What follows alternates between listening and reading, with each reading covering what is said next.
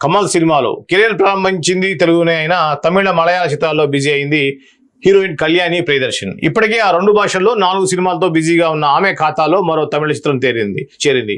కమల్ హాసన్ హీరోగా fight master Anbu ఓ చిత్రాన్ని తెరకెక్కించబోతున్నారు. Kamal career లో ఈ 237వ సినిమా. ఈ సినిమాలో ఓ కీలక పాత్ర కోసం కళ్యాణి ప్రియదర్శన్ ఎంపిక చేసినట్టుగా తెలుస్తుంది. ప్రస్తుతం జయం రవికి జంటగా జీని అనే చిత్రంలో నటిస్తున్న కళ్యాణి ఇటీవల కార్తీకి జంటగా ఓ సినిమాకి కమిట్ అయింది.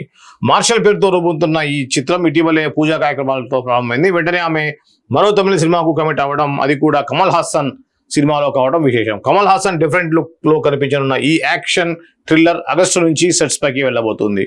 4 దశాబ్దాల క్రితం కళ్యాణి తల్లి లిస్సీని తాను నిర్మాతగా రూపొందించిన విక్రమ్ చిత్రంలో కోలీవుడ్ కు పరిచయం చేశారు కమల్ హాసన్. ఇంటేళ్ల తర్వాత ఆమె కూతురు కమల్ హాసన్ తో కనిపించబోతుండటం ఆసక్తికరంగా ఉంది. ఓ గ్రేట్. సో ఇది దర్శకుడు ప్రియదర్శన్ కూతురు అయినటువంటి కళ్యాణి సంబంధించినటువంటి, నాకు తెలిసి ఈ అమ్మాయి అఖిల్తో ఒక సినిమాలో వచ్చినట్టుంది హీరోయిన్ గా. సో ఇప్పుడు ఆమె సంబంధించిన తాజా సమాచారం అయితే ఇప్పుడు మనం చూసాం.